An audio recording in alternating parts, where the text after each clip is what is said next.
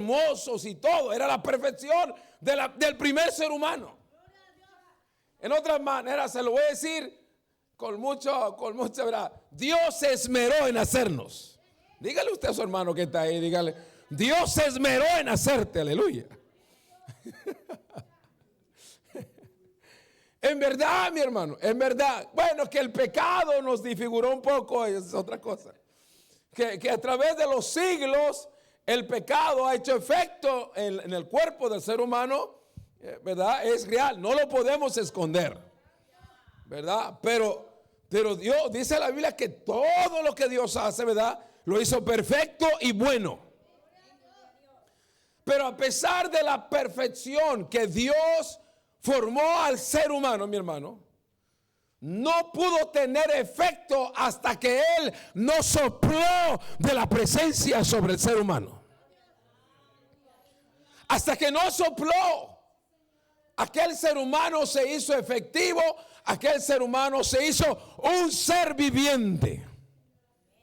Por eso hay algunos que parecen estar vivos, pero no están vivos. Porque la primera vida en la que Dios sopló vida, el ser humano era perfecto, mi hermano. Aleluya. Se imagina que cuando Adán, después de que Dios creó a Eva, cuando Adán vio a Eva, bueno, no sé si los hombres hablan de esa manera o se sorprendan cuando ven a su esposa, no sé si dicen de la misma manera, pero la Biblia dice que Abraham se sorprendió al verla. Aleluya. Y dijo él, esto no es otra cosa que carne de mi carne, hueso, por tanto, le llamó ¿qué? Varona. Adán le llamó varona. Lo bueno que Dios después le cambió nombre. Qué bueno, ¿verdad? Qué bueno. Pero lo sorprendente, mi hermano, de la creación y de cómo un ser humano comenzó, amén. Adán se sorprendió de Eva al verla y hizo que reaccionara positivamente. Al ver la hermosura de aquella creación, de aquella mujer, Adán dijo, esto no es otra cosa, ¿verdad?, que carne de mi carne. En otras palabras, si la mujer es hermosa, es consecuencia del hombre, aunque no le guste. No, amén, santo Dios. ¿Está bien? ¿Quiere que se lo pruebe? ¿Quiere que se lo pruebe? ¿De dónde se formó la mujer? De la costilla. Usted viene de nosotros. ¿Sí o no? Aunque no le gusta, aunque no diga amén. Por eso Eduardo está agarrando si le... Eduardo anda buscando si le hace falta una costilla. Oiga, mire, es sorprendente. Mire, es más, usted no se ha dado cuenta. Mire, usted no se ha dado cuenta. Le voy a dar una tarea si quiere. Yo a veces cuando ando con mi esposa, ¿verdad? Y estamos ahí y a veces dicen, no sé por qué, bueno, las mujeres siempre llaman más la atención. Y cuando le llevo con mi familia, le dice, ay, Andy, dice, tu esposa está bien bonita. Le dicen, está bien bonita. Le digo, sí, es que es mi hermana. Le digo, ¿usted no se ha dado cuenta que a través del tiempo el hombre y la mujer como que van agarrando una imagen, como que se aparecen? En verdad. Al principio parece que no ven eso, ¿verdad? Pero a través de los años, como que es sorprendente la creación de Dios, mi hermano, ¿verdad? Como vea las fotos, ¿sabe? Véase, usted no le gusta identificar, estar un rato esmerándose en la foto, viéndole. Usted no se cuenta que al final como que hay, o sea, no es que alguien se casa por casualidad. Al final como que uno le encuentra como efectos, ¿verdad? Que tienen apariencia de imagen, ¿verdad? Es como que hay así, ¿verdad? Y por eso yo le digo a la hermana Leti, ¿verdad? Tú eres mi hermana mayor, ¿verdad? Y se enoja, ¿verdad? Y dice, no, tú me llevas 5 años, o sea, no. Pero, mi hermano, la manera en cómo la presencia de Dios funciona en nuestras vidas, es lo que quiero hablar en esta noche. La ausencia de Dios en nosotros también trae reacciones y nos lleva a tener muchas reacciones. Cuando vemos esta historia sorprendente en aquel tiempo, ¿verdad? De alguna manera Dios usó los medios. Es sorprendente cómo Dios usa medios para que el ser humano como creación tenga un contacto, una relación con Dios, mi hermano. En esta ocasión, ¿verdad? Desde la etapa de Moisés, pues Dios dijo, ¿verdad?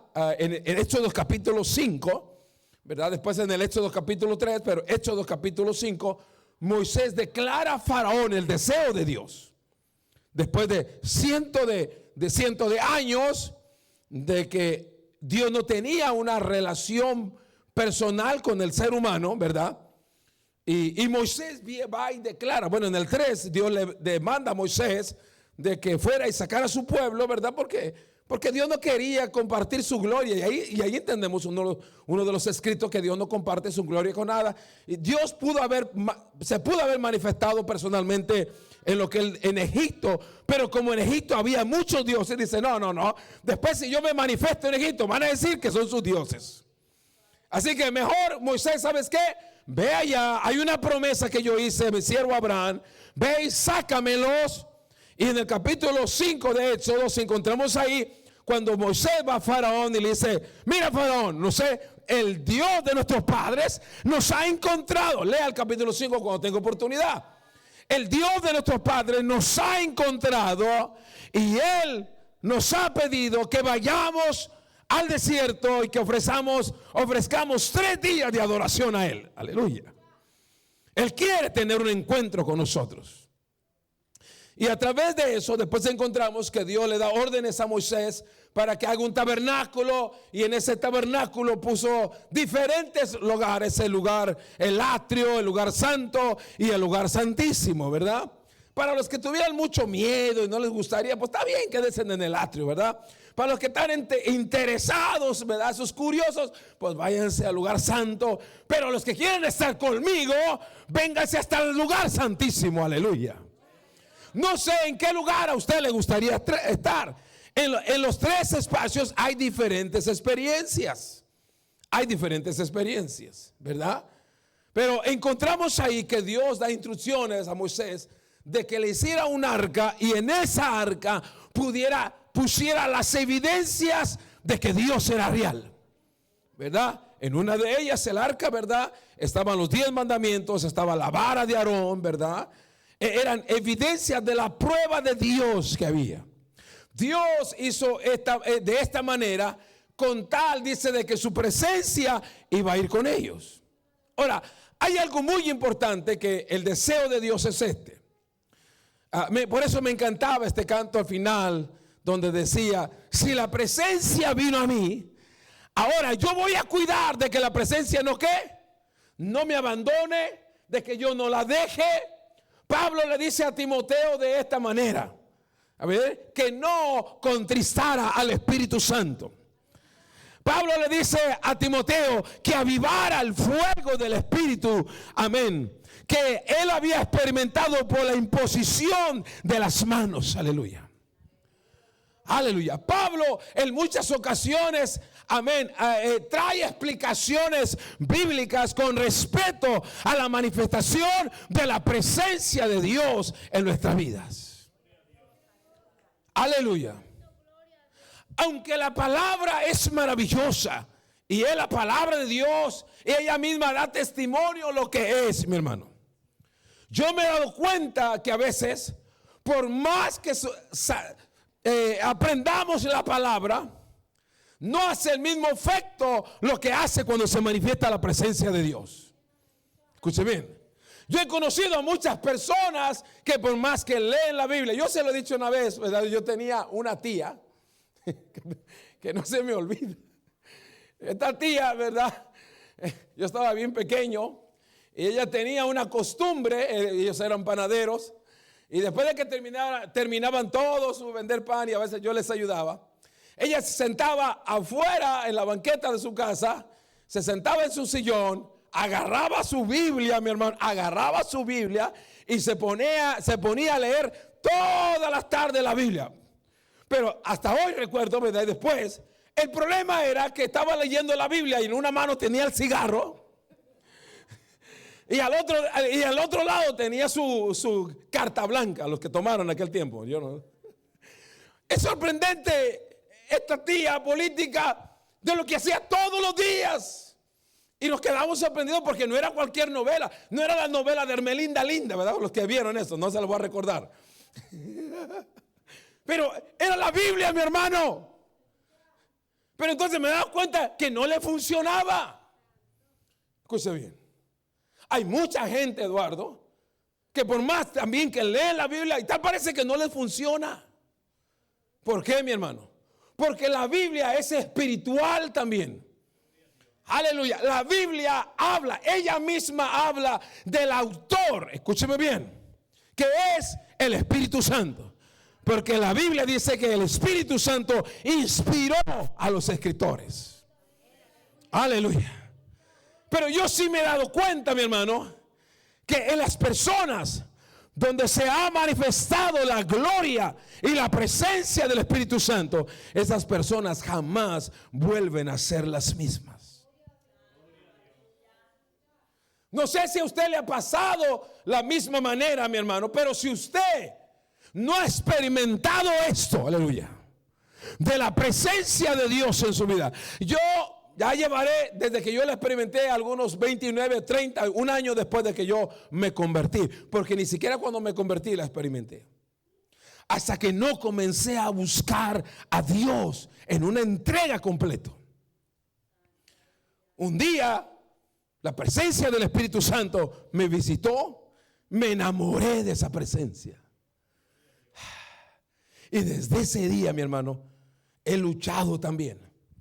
He tomado grandes compromisos y hasta el día de hoy, mi hermano, esa presencia todavía yo la siento, mi hermano. Han sido casi 30 años de mi experiencia, mi hermano. Y no se me olvida esa experiencia. Y no solo quedó escondida, porque algunos dicen, ay, no, es que eso es algo escondido personal. Mi hermano, yo lo experimenté en mi closet, porque yo la otra vez le dije, oraba de la 1:30 de la mañana hasta las 3 de la mañana. Ahí yo sentí la gloria de Dios por primera vez, aleluya. Y después cuando llegaba a la iglesia, llegaba a los servicios, lo que yo hacía, apenas el pastor terminaba de predicar, yo ni siquiera terminaba, esperaba que hiciera llamado cuando yo ya corría a mi esquinita. Esa era mi esquinita. Y ahí cuando yo comencé a sentir la presencia del Señor, entonces me di cuenta que había muchas cosas en mi vida que tenía que comenzar a sacar.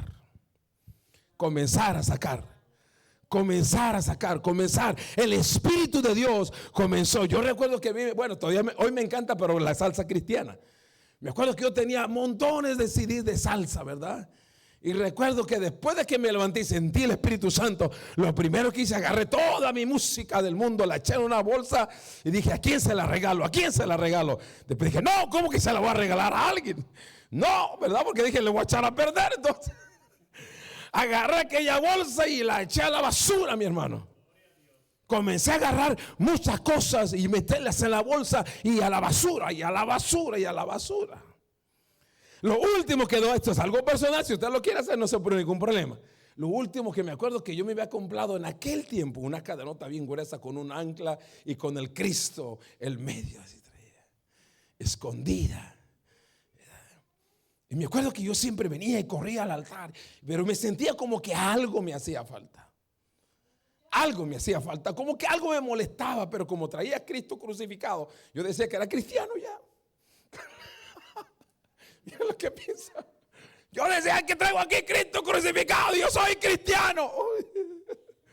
Pero yo sabía que algo me inquietaba, que me hacía falta algo después. Y me acuerdo que un día yo estaba ahí llorando en esa esquinita y le metí la mano así en mi camisa y me la agarró como así. Y yo le dije a Dios, esto es lo que te molesta. Y a mí me dijo, sí, eso no me gusta. Esa noche me la quité, mi hermano. Está bien, Señor. Me la quité, dije, la voy a vender. Me costó como miren, en aquel tiempo como unos $1,500. O sea, dolía, en otras palabras. La agarré, me la quité y le dije, Señor, nunca me la vuelvo a poner. Fácil que me la echo a la bolsa. Y como nos pasa a veces a todos, No todos, pero sí algunos. No levante la mano. Al otro día me la vuelvo a poner. Al otro día me la vuelvo a poner, mi hermano. Me la vuelvo a poner. Y me acordé que tenía que hacerle cambios a mi carro de aceite y todo. Y mire, hermano, me bajé, andaba con mi cadenita. Y no recuerdo si a lo mejor Rosita fue la que se la encontró y la agarró para las misiones. Porque siempre que le vea cadenitas por ahí, anillos, Rosita siempre se la va a pedir para las misiones. Le va a dar le hace una ayuda a usted, una inversión, ¿verdad?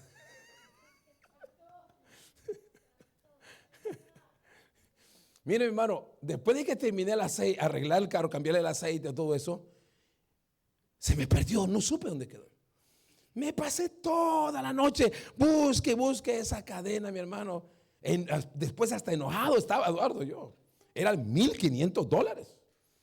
Mi hermano, nunca supe dónde quedó esa cadena. Nunca supe, Eduardo. Rosita a veces me iba a visitar, por eso a veces digo, no sé si ella se la encontró por ahí. Y le dijo, gracias Señor, porque ya había misiones, ¿verdad? Vamos a hacer una inversión en las misiones, ¿verdad?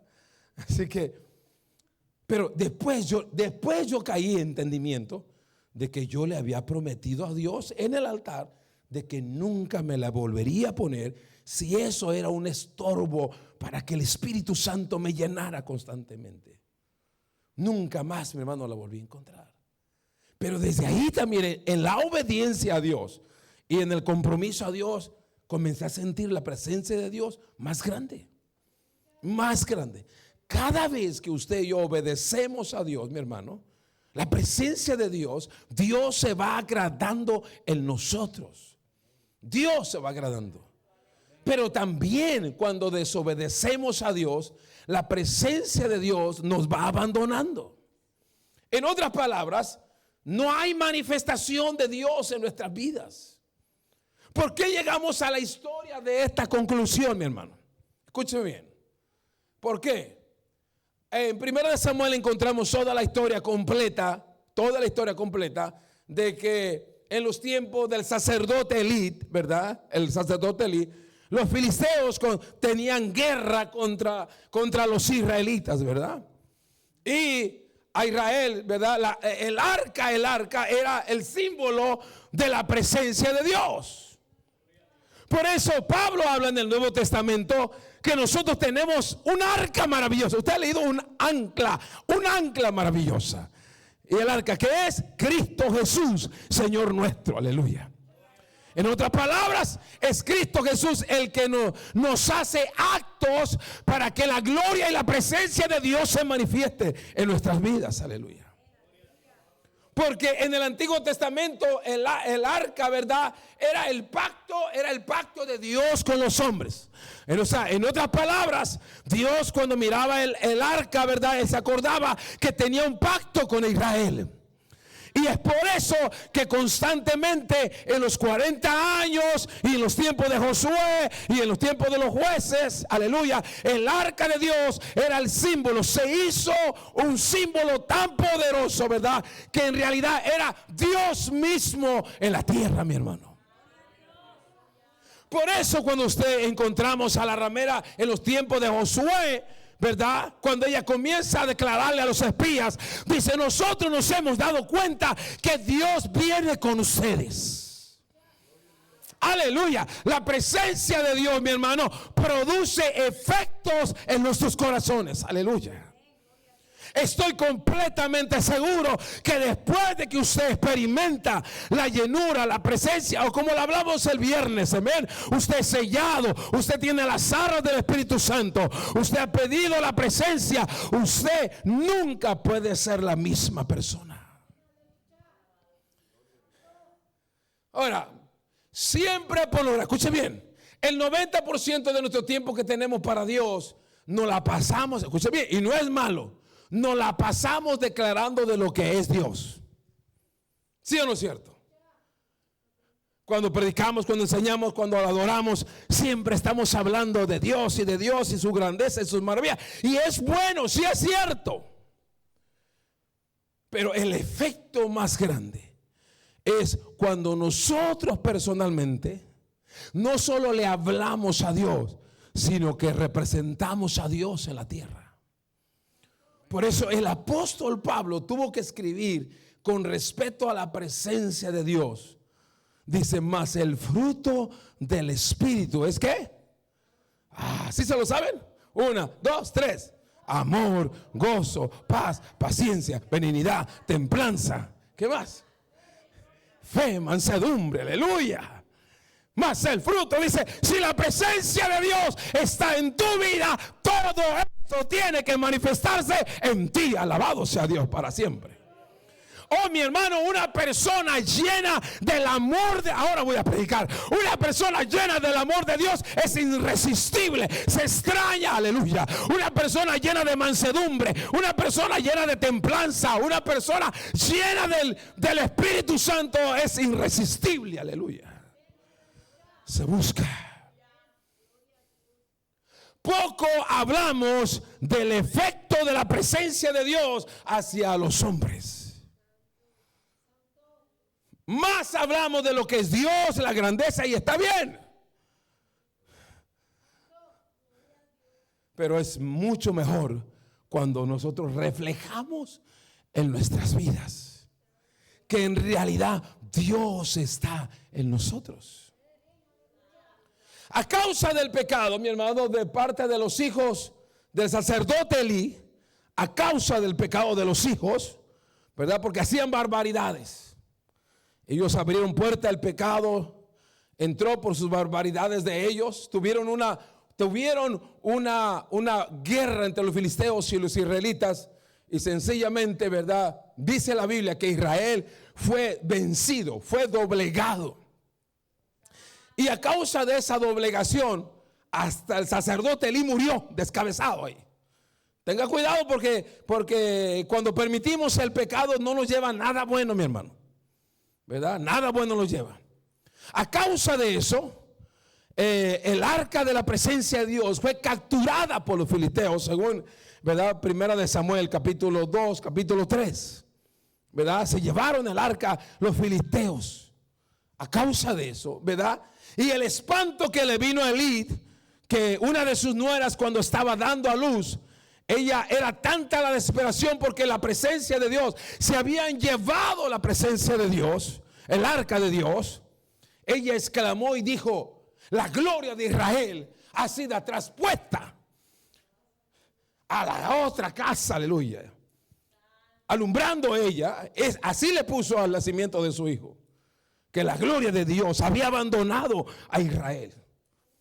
Y desde ese entonces, mi hermano, comenzó a haber diferentes tipos de reacciones. Escuchen bien, pasaron 20 años, escuchen bien, pasaron 20 años hasta que se escribe este capítulo, ¿verdad? Después de muchos años. Ahora, escúcheme, era importante, sí, porque si entendemos la vida de Saúl, encontramos, escuchen bien, por eso este canto me encantaba mucho. Era sorprendente porque a Saúl nunca le importó volver a traer el arca. Nunca le importó. Por causa de eso, la presencia de Dios solamente comenzó a manifestarse en ciertos hombres. Como si nada más vino sobre Saúl y en algunos profetas que había. Escuchen bien. Después vino David y solamente vino sobre ¿quién? Sobre David. La presencia y la unción. Pero a mí me encanta David en esta ocasión, porque él no se quedó conforme con él traer la unción y la presencia, mi hermano, sino que dijo, no, esta gloria, esta presencia tiene que ser para toda la nación. Alabado sea Dios para siempre. Y ese fue el impulso del rey David, aleluya, de tomar la determinación de querer que no solamente él disfrutar de la presencia de Dios. Él quería que toda una nación experimentara la gloria de Dios una vez más. Aleluya, mi hermano. Aleluya. Y como David experimentó lo que era sentir la presencia de Dios. Esto es muy importante. Como David experimentó sentir la presencia de Dios, él dijo, esto yo quiero que alguien más lo sienta. Porque cuanto más haya llenos del Espíritu Santo, amén, la carga se hace más ligera. Aleluya. Alabado sea Dios para siempre. Me encanta y me enfoco en el versículo donde dice que David, le llegó la noticia a David que la casa de Obed-Edom estaba siendo ¿qué? Bendecida. Yo me preguntaba dentro de estos días y anoche, ¿cómo pudo haber sido aquella bendición en la casa de Obed-Edom? ¿Cómo pudo haber sido la experiencia de este hombre al considerarse bendecido por la presencia de Dios? ¿Cuántos hombres en la Biblia, después de que comieron, como dice en el Nuevo Testamento, en el libro de Hebreos, que todos ellos comieron un poco de esa gloria, dice? La saborearon esa presencia. ¿Y qué fue lo que les ocurrió a ellos? ¿Y qué es lo que ocurre cuando en alguien está la presencia de Dios? Porque a veces, mi hermano,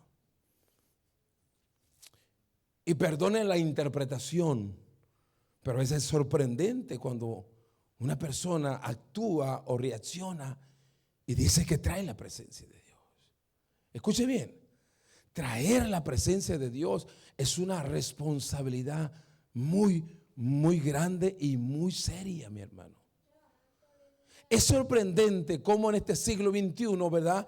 La gente que se proclama que trae la presencia de Dios, bueno, dicen ellos que Dios solamente mira el corazón y que ahí la traen escondida. No sé cómo es eso. Pero yo no he creído todavía eso. Yo todavía no me han convencido, más bien. No me han convencido. Porque a veces sí me sorprendo la manera en que dicen que trae la presencia de Dios, pero su manera exterior en toda la dimensión da otro mensaje. Pero yo me preguntaba, ¿cómo haber sido aquella casa con las cuales era tanta la bendición de Dios sobre ellos? ¿Verdad? Algunos predicadores se encargan de alucinar un poquito, ¿verdad? Dice que a lo mejor las gallinas comenzaron a producir bastantes huevos todos los días, blanquillos todos los días. Que a lo mejor las chivas comenzaron a multiplicarse. Todo, bueno, la Biblia dice que todo lo que tenía este hombre estaba ¿qué? Estaba bendecido, mi hermano. Y el libro de Proverbios dice que la bendición de Jehová, ¿qué? Es la que enriquece y no añade ¿qué? Y no añade tristeza, aleluya. Entonces, como que hay un mensaje ahí, mi hermano, de parte de Dios acerca de la bendición y la presencia. Bueno, la bendición en la casa de Obed-Edom fue a causa de ¿qué? Fue a causa de la presencia de Dios. Entonces, la presencia de Dios produce en nosotros cambios, produce en nosotros características, produce en nosotros, ¿verdad?, diferente manera de reaccionar o de ser emocionalmente o de tener un compromiso con Dios. Aleluya. Cuando yo me doy cuenta y hay manifestación de Dios, mi hermano, a veces quisiera irme a descansar, pero a veces no he podido ni siquiera ni dormir. En verdad. O sea que si hoy se manifiesta la presencia de Dios, estoy seguro que no voy a dormir hoy en la noche. ¿Por qué? Porque me compromete más a buscar de Dios. Me compromete más. Yo digo, Señor, espérate, yo quiero más de eso. Bueno, ¿quieres más? Pues sigue de rodillas. Aleluya. Cuando yo siento la presencia de Dios, emocionalmente, psicológicamente, me hace comprometer que yo soy un representante de Dios. Aleluya. Y muchas veces lo que hace el diablo, cuando tú sales o algo, te pone a la persona que te cae más mal. Pero como vienes saliendo de la presencia de Dios, tú tienes que reaccionar conforme a la presencia de Dios.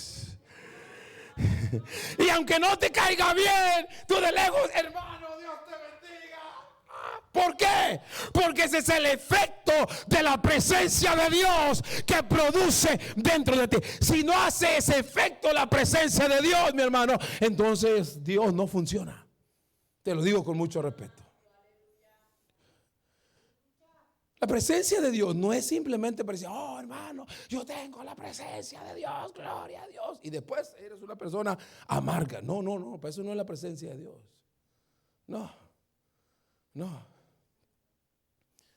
es para eso. Yo una vez más me imaginaba un poquito, Eduardo, ¿qué fue lo que vieron la gente en la casa de Obed-Edom, verdad? De las cuales la gente comenzó a sorprenderse y le dieron la noticia al rey. Dice, oye David, algo está pasando allá en la casa de Obed-Edom, donde dejamos el arca. No que era, para David pudo haber como un tipo de conflicto. Escúchenme, ¿por qué?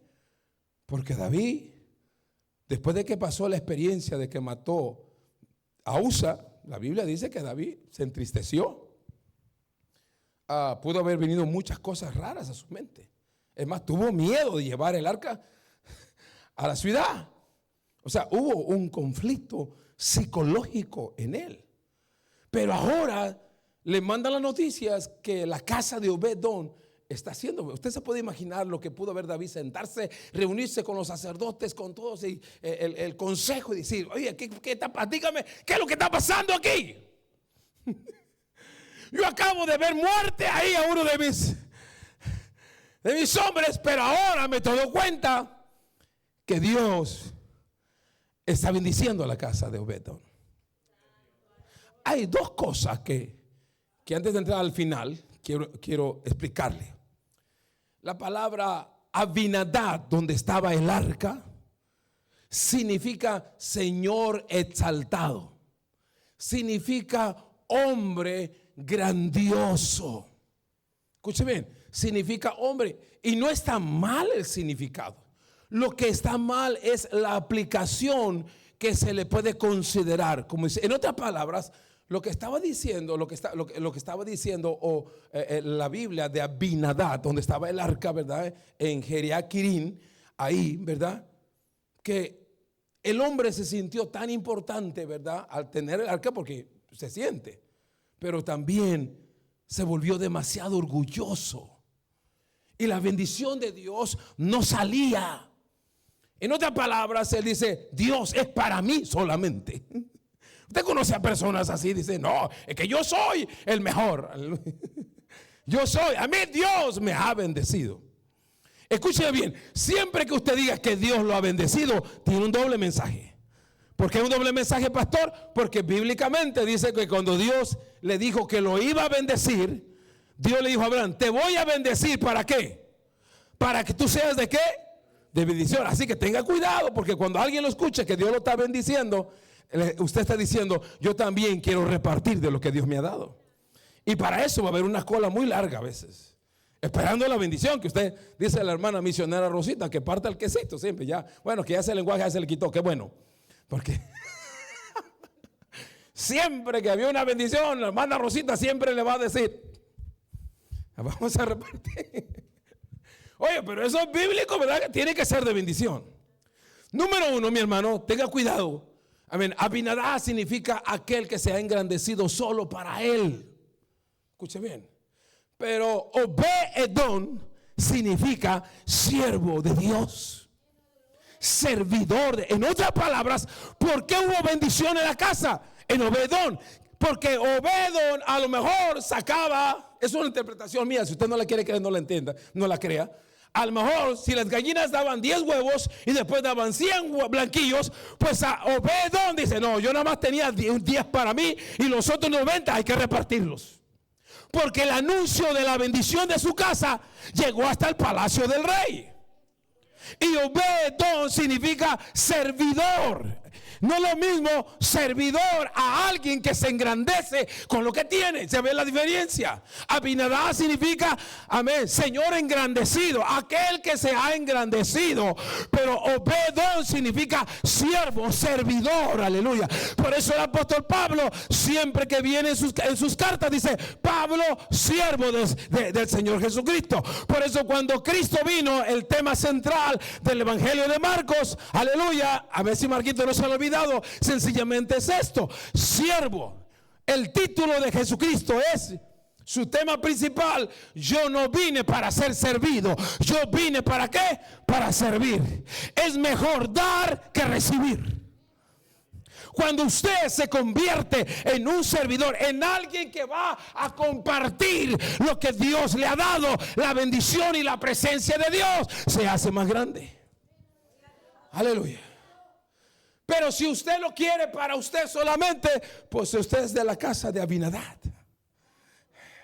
Pero si usted es de los que quieren compartir la bendición de Dios, usted es de la casa de Obed-Edom. ¿Por qué?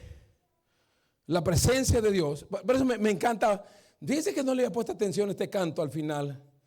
Lo que decía de que si Dios nos ha dado su presencia, pero ahora decía que la voy a cuidar, la voy a guardar. Yo la guardaré. Hermano, y esa es una responsabilidad. Escuche bien, es una responsabilidad de todos nosotros, de cuidar la presencia de Dios. Porque es la única, que no nos convirtamos en aquella palabra donde dice Cristo que no se puede poner ¿qué? Vino nuevo en odres viejos, ¿verdad? Hay otra parte en los evangelios que dice que la bendición no se pone en sacos ¿qué? Rotos, porque de lo contrario todo ¿qué? Todo se echa a perder. En otras palabras, no es suficiente en pedirle a Dios o llenarnos de la presencia o la bendición de Dios, sino que tenemos que aprender ¿a qué? A cuidarla. Tenemos que aprender a cuidarla. ¿Y qué es lo que tenemos que hacer? ¿Qué es lo que podemos aprender? Número uno, de David en su aprendizaje de cómo mantener la presencia de Dios en nuestras vidas. Número uno, mira, Benjamín, si me tienes ahí, en el capítulo 6, aleluya. Número uno, dice el versículo 6, versículo 3. Versículo 3, pusieron pues el arca de Dios sobre un carro nuevo y llevaron el arca de la casa de Abinadab. ¿Se acuerda qué significaba Abinadab? Señor engrandecido, ¿verdad? Maravilloso. Una versión, otra traducción dice un Señor hermoso, ¿verdad? Pero sin presencia de Dios está feo. Okay. Abinadab, que estaba en el collado, y Usa, hijo de Abinadab, guiaba el carro nuevo. Versículo 4.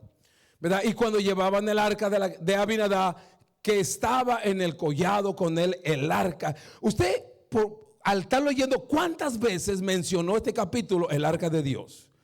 Se lo dejo de tarea, ¿ok? Para que lo lea. Por lo menos fueron 6 veces. Pero la séptima vez es cuando encontramos del arca de Dios. En la séptima vez, dice la escritura, que al final de toda la historia que hizo David, repartió. ¿Qué fue lo que repartió David? ¿Qué repartió? Pan y ¿qué? Y carne. Diga conmigo, mañana va a haber carne en el parque. Bueno, no piense del parque hoy, ahorita. Aquí va a haber pan y carne también. Mañana, al rato hablamos del parque. Versículo 5 dice: y David y toda la casa de Israel danzaban delante de Jehová y toda clase de instrumentos. Versículo 6, Benjamín, dice: y cuando llegaron a la era de Nacor, Usa extendió su mano al arca de Dios. Me llamó la primera atención. ¿Sabe lo que significa la palabra era de Nacor? Estaba buscando en las enciclopedias. La era de Nacor significa lugar suelto. O sea, no firme, lugar suelto, terreno no firme. Escuche bien, terreno no firme. Y los estudiadores dicen que esos terrenos, por lo regular, cuando quieren construir algo, es de mucho cuidado. Ponen el material específico, todo eso. En otras palabras, lo que la escritura nos quiere enseñar es que, mi hermano, recibir la presencia de Dios y mantenerla se requiere mucho cuidado. Diga conmigo, se requiere cuidado a la presencia de Dios.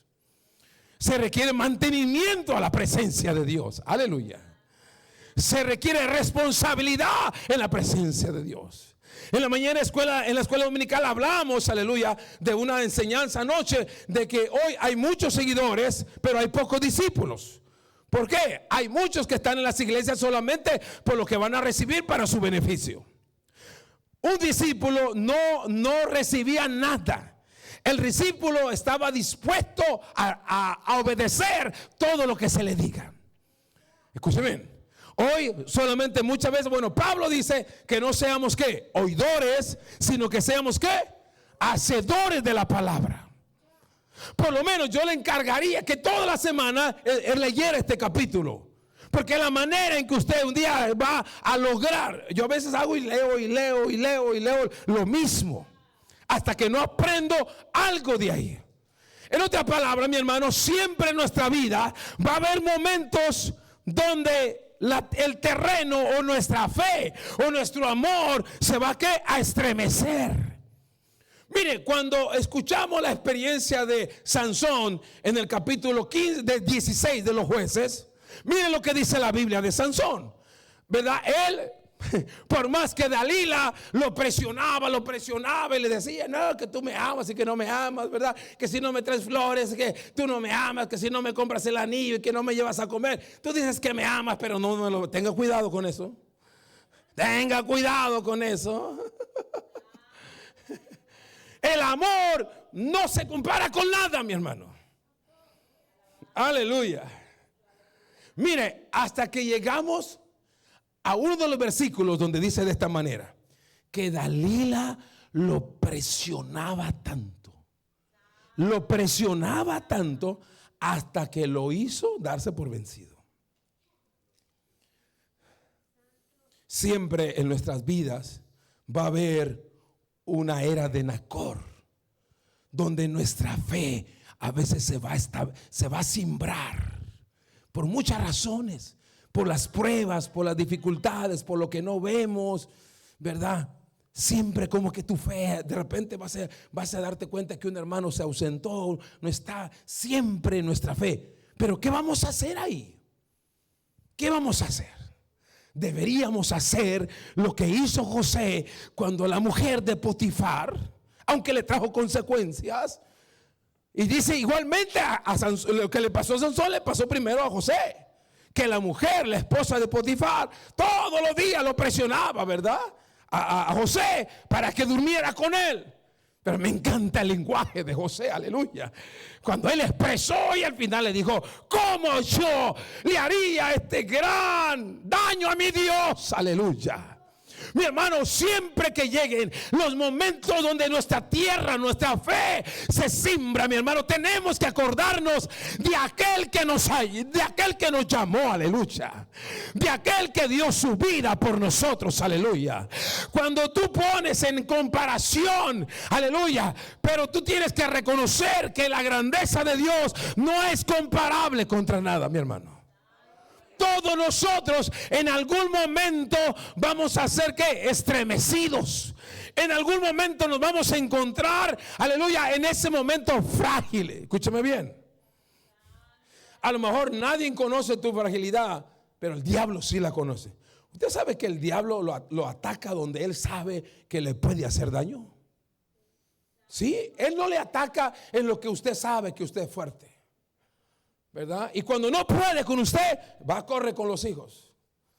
Y cuando no puede con los hijos, se mete ya con los hermanos. Pero él busca. Dice, bueno, la Biblia dice que él anda como ¿qué? Anda como león rugiente, buscando dónde está esa parte frágil y débil de ti. Y esa parte es el terreno de Nacor. Que de alguna manera aún David no fue informado, porque había gente especialista que debería de cargar y cuidar el arca, ¿verdad? Los coatitas, los levitas, ¿verdad? Era gente que se consagraba para Dios, para que cuidaran y llevaran. En esa ocasión David, escucha bien, David era un tremendo guerrero. Escucha bien, David no era alguien con experiencia para traer la presencia de Dios a nivel nacional. Escuche bien, no. David no era él no era un sacerdote, Él no era un profeta, él era un hombre ungido para ganar batallas.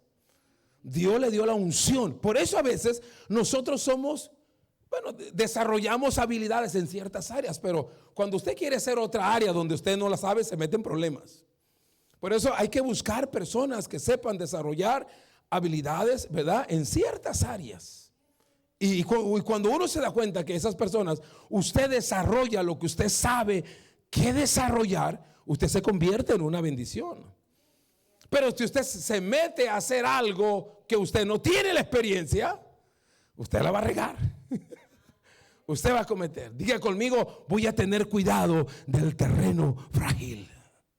Tenga cuidado y trabaje. Aleluya. Lo primero que encontramos es entonces, mi hermano, para traer la presencia de Dios, tenemos que tener mucho cuidado de los terrenos frágiles. Los terrenos frágiles. De los terrenos frágiles. Un día Dios agarra a Pedro cara a cara y Pedro bien valiente, así como muchos de nosotros, ¿verdad? Somos agresivos y así. Y el Señor le dice, y cuando ya Pedro termina su discurso de valiente, de que él daba la vida por él, Jesús le dice de esta manera, para bajarle todos los humos, le dijo: Pedro, Satanás está pidiendo tu alma. No sé cómo lo bajó, ¡guas! Hasta abajo. Pedro, Satanás te está pidiendo para zarandearte. Pedro, Satanás te está pidiendo para zarandearte, ¿verdad? Y ahí el Señor le bajó. En otras palabras, lo que el Señor le estaba diciendo: Pedro, tú tienes muchos terrenos frágiles. Tienes muchas áreas en tu vida que son muy débiles y que es necesario fortalecerlas. Aleluya. Por eso Pablo habla en Efesios capítulo 6, como dice, versículo 10 en adelante: fortaleceos pues, ¿en qué? En el Señor y en el poder de su fuerza. Fortaleceos, ¿por qué?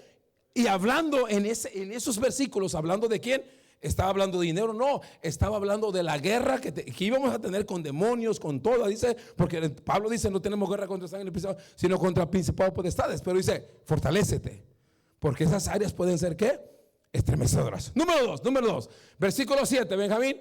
Dice: y el furor de Jehová se encendió contra Usa y lo hirió ahí Dios por aquella temeridad y cayó muerto junto al arca de Dios. Versículo 8: y se entristeció David por haber herido Jehová a Usa y fue llamado en aquel lugar Pérez Usa hasta el día de hoy. Número 9 dice: y temiendo David a Jehová aquel día, dijo: ¿cómo ha de venir a mí el arca de Dios? Versículo 10: de modo que David no quiso traer para sí el arca de Jehová a la ciudad de David, y la hizo llevar a David a la casa de ¿qué?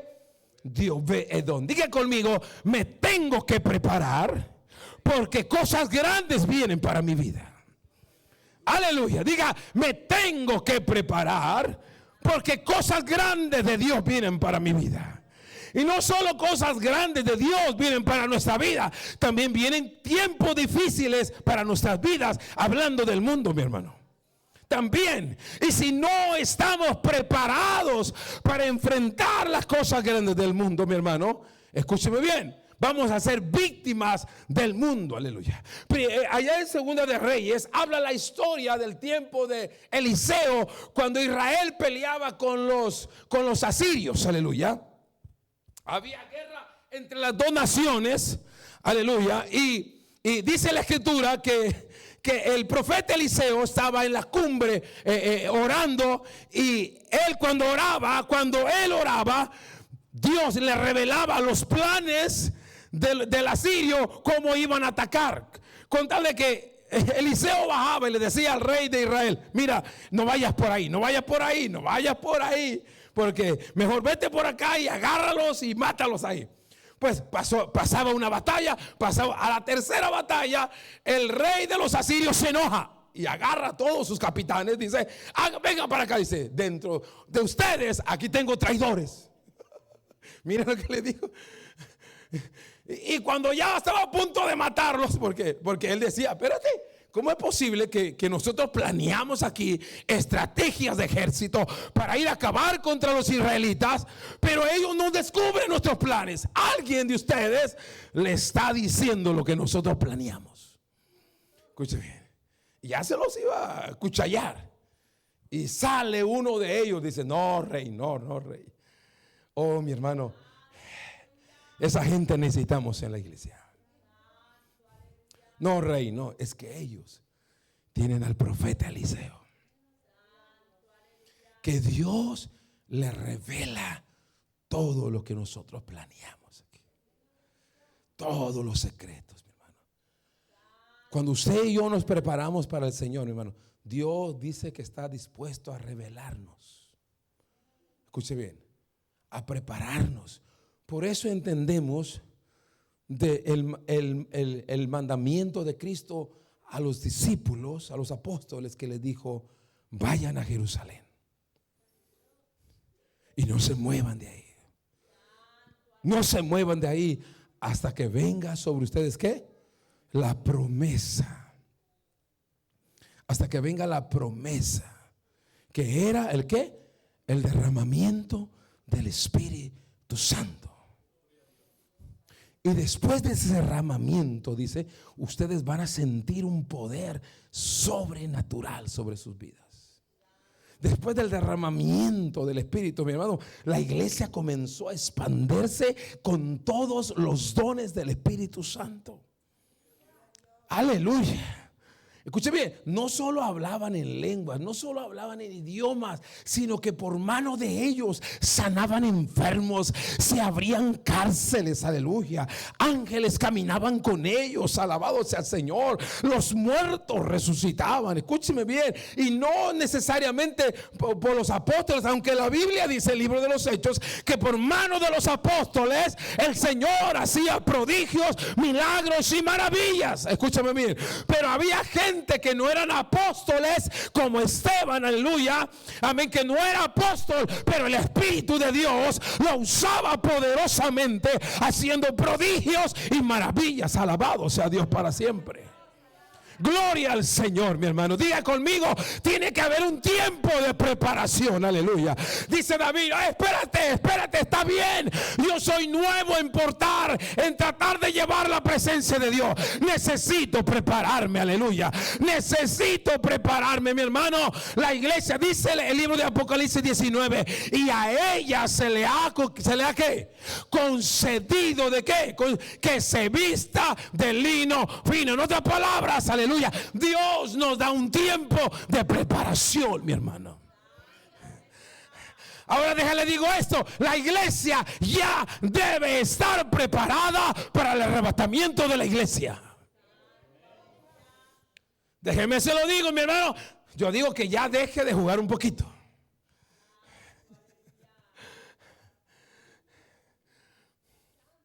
Dejemos de comprometer, dije de comprometer, más no de hacer, ¿ok? Porque hay responsabilidades que hay que hacer. Pero mi hermano, necesitamos más tiempo para Dios.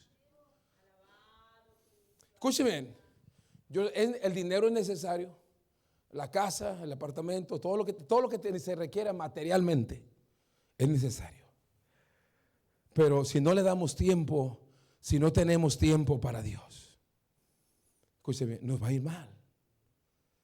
Nos va a ir mal. Necesitamos hacer tiempo para Dios. Si el dinero lo pudiera resolver todo, si el dinero lo pudiera, yo me pongo a trabajar como loco. En verdad.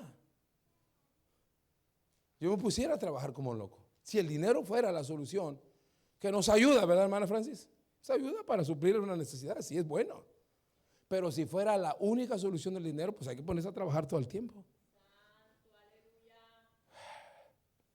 Necesitamos tiempo para Dios.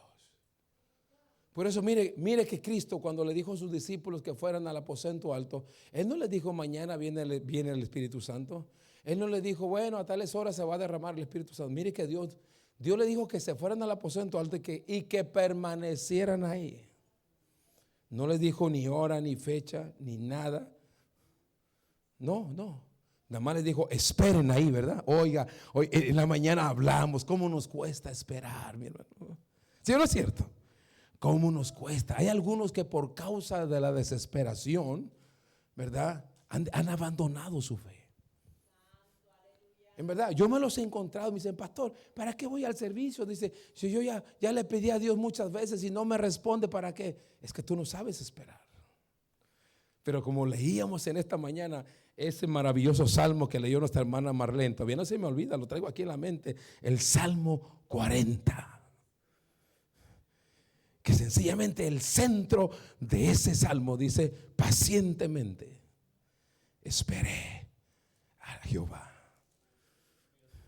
Pero después el salmista dice, ¿y él qué? Él me oyó.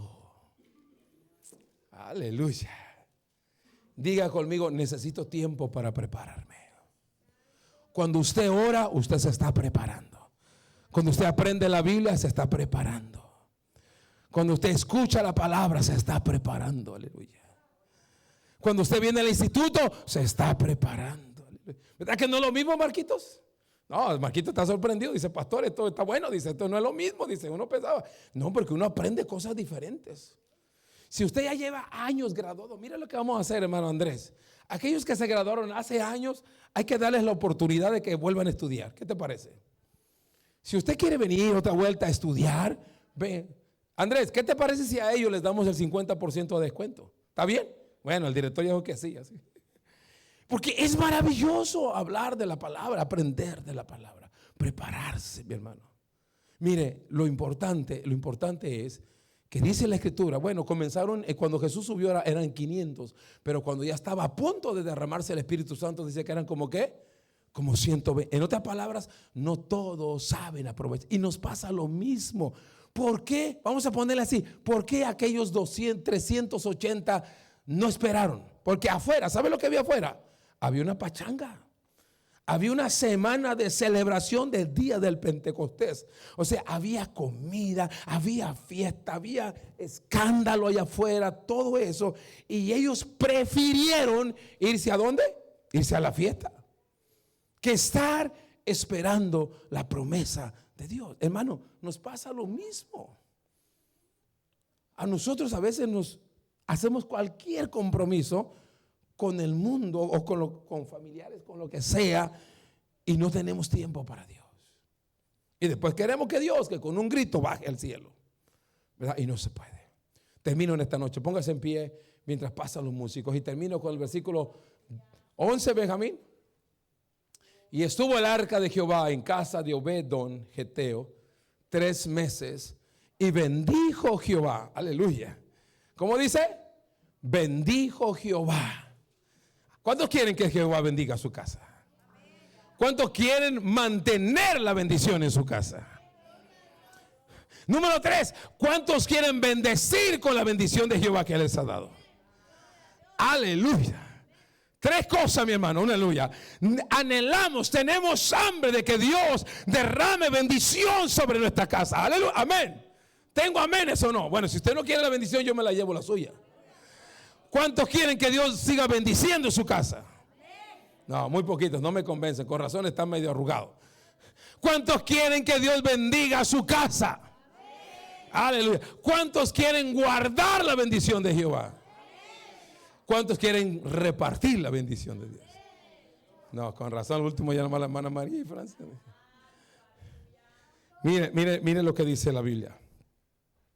El número 6:24 dice: el Señor te bendiga y te guarde, el Señor te mire con agrado y te extienda su mano, el Señor te muestre su favor y te conceda todas las bendiciones. Mire lo que dice Jeremías 17: bendito, bendito, bendecido el hombre, el varón que confía en el Señor y pone su confianza en Él. ¿Verdad? Anoche hablaba un poquito Junior de esto. Será como árbol ¿qué? Plantado junto al agua, que extiende sus raíces. Que extiende sus raíces hacia la corriente y no teme de que llegue el calor, y su hoja está siempre ¿qué? Verde. Aún en época de sequía, no se angustia y nunca deja de dar fruto. Aleluya. Aleluya. Jeremías 29:11 dice: porque yo sé bien los planes que tengo para ustedes, afirma el Señor. ¿Planes de qué? De bienestar y no de calamidad, a fin de darle un futuro y una esperanza mejor, mi hermano. Cuando usted y yo comenzamos a experimentar todo esto, mi hermano, usted entonces se convierte en una bendición. ¿Por qué? No porque yo lo digo. Escuchen bien. Hay muchas personas que dicen: yo soy una bendición. No se trata de declarar bendición, no. Se trata, escuchen bien, se trata de que la gente de afuera vea que somos bendición. Eso es diferente. Nosotros nos encargamos de que la bendición de Dios se quede con nosotros. La gente se va a encargar de decir que nosotros somos bendecidos por Dios. Somos bendecidos por Dios. Y qué bueno que la gente, ¿verdad? Yo tengo a la dueña de la casa que está padeciendo de cáncer.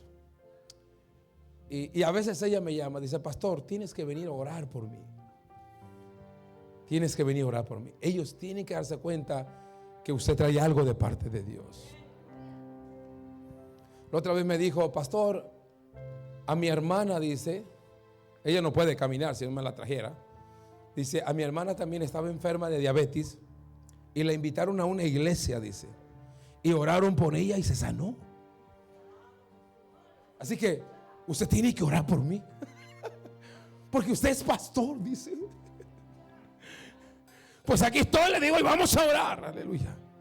Vamos a orar por usted, aleluya. Mi hermano, la gente se tiene que dar cuenta que en nosotros hay bendición. Hay bendición.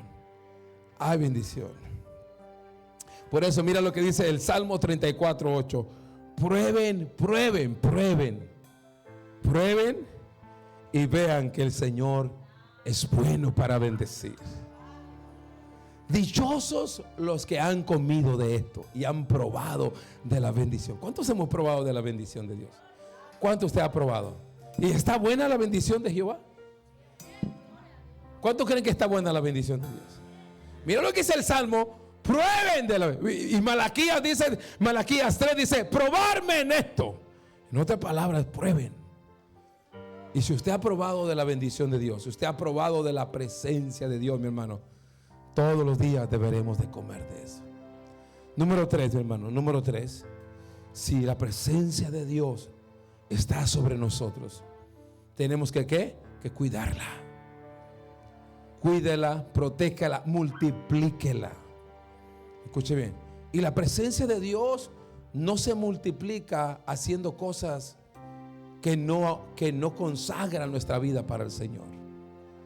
Perdone que se lo diga, de la única manera que la presencia de Dios se multiplique, después de que yo le diga, probablemente no lo vuelvo a decir, no hay otro medio para que la presencia de Dios se multiplique en usted, al menos que usted no tenga una vida de oración. No se puede. Número 2, al menos que usted tenga tiempo para leer la Biblia. Y número 3, al menos que usted no tenga tiempo de sacrificar su cuerpo. En otras palabras, aquí creemos en el ayuno. Que cuando usted ayuna y se aparta para Dios, la presencia de Dios viene sobre usted. Viene sobre usted. Número 1, mi hermano. Número uno. Tenemos que aprender nosotros.